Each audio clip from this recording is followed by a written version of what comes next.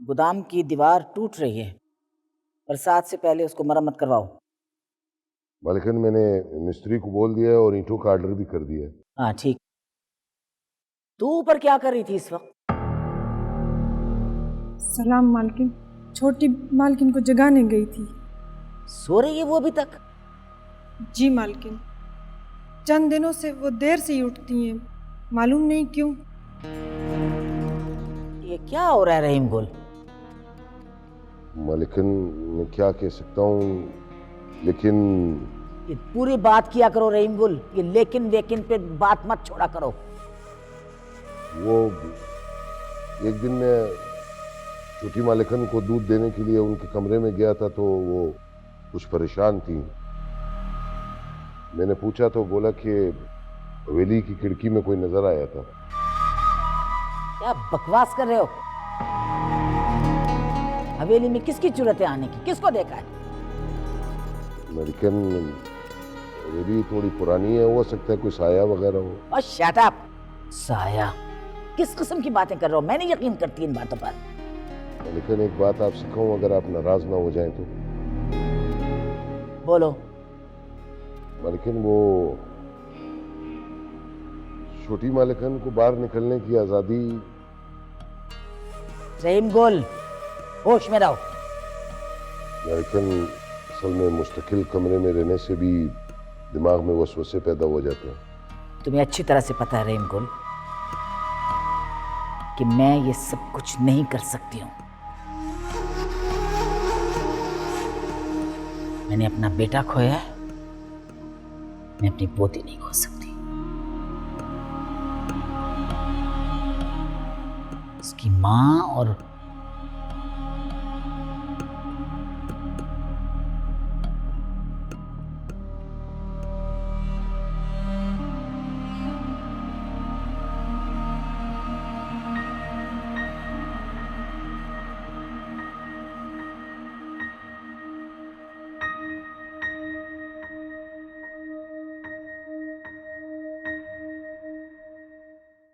वैसे एक काम की बात पता चली है, हवेली में घर के 2-4 लोगों के अलावा कोई आता जाता नहीं है। यार मेरी मान, घर में घुसना नामुमकिन है।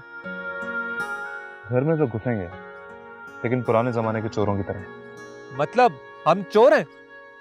हाँ। पागल हो गया क्या? मैं नहीं जाऊंगा तेरे साथ। हाँ, सीधे रास्ते से चलना है तो चल, वरना तेरे रास्ते अपना, मेरा अपना। चोरों की तरह। डरपोक साला। ये क्या बात कर रहे हो? हमारे खानदान में जुबान ही सब कुछ होती है। वलीद खान की गर्दन कट सकती है, लेकिन वो अपनी जुबान से नहीं फेंक सकता। बैठ के बात कर लेते हैं, ठीक है? अल्लाह ने के बाद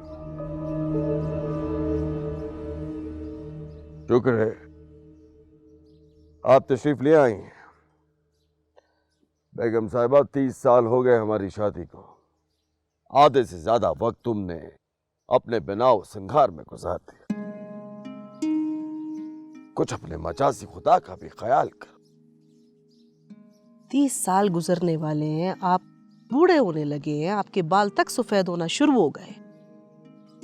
उसके बावजूद आपको मुझसे ये शिकायत है कि मैं आपका ख्याल नहीं रखती। आपको तो शुक्र अदा करना चाहिए कि आपकी फरजाना जैसी बीवी है जिसने इतने सालों में कम से कम। जानता हूँ शायद बात यहाँ तक ना पहुँचती, और ये बात तुम्हारे मुंह से मैं 30,000 बार सुन चुका हूँ। लेकिन फिर भी अगर कोई मसला आ जाए तो बीवी से मशवरा करना जरूरी नहीं समझते आप? कैसा मसला? फैक्ट्री में हड़ताल चल रही है और पैसे भी रोक दिए ना बीजान ने। अच्छा, तुम्हें यह बात किसने बताई? वो बात आप छोड़ दे, लेकिन मुझे ये बताएं कि ऐसा ही कुछ है ना? हड़ताल की बात तो सबको मालूम है, लेकिन पैसों वाली बात चंद लोगों को मालूम थी। किसने बताया तुम्हें?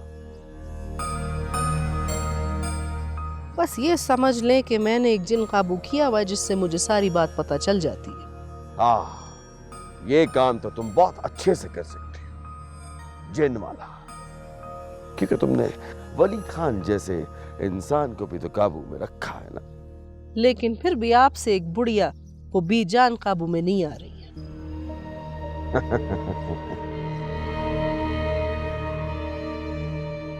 उस बुढ़िया पे ज्यादा दबाव डाला तो फट जाएगी। और वैसे भी आबिद खान और मानूर की शादी के बाद उस बेचारी के पास बचेगा ही क्या? आप कुछ भी कह ले, लेकिन आपकी उस बीजान की किसी भी बात पर कम से कम मुझे तो भरोसा नहीं, खास तौर से जब तक मानूर और आबिद का निकाह नहीं हो जाता। क्यों? तुम्हें कोई शक है क्या? शक नहीं है, लेकिन मेरी छठीस मुझे बता रही कि सब कुछ इतनी आसानी से नहीं होना। बीजान ये रिश्ता खुशी से करे या मजबूरी से, मैंने उसके पास को रास्ता बाकी छोड़ा नहीं है। बीजान की जान जिस तोते में है, वो तोता वलीद खान के कब्जे में है।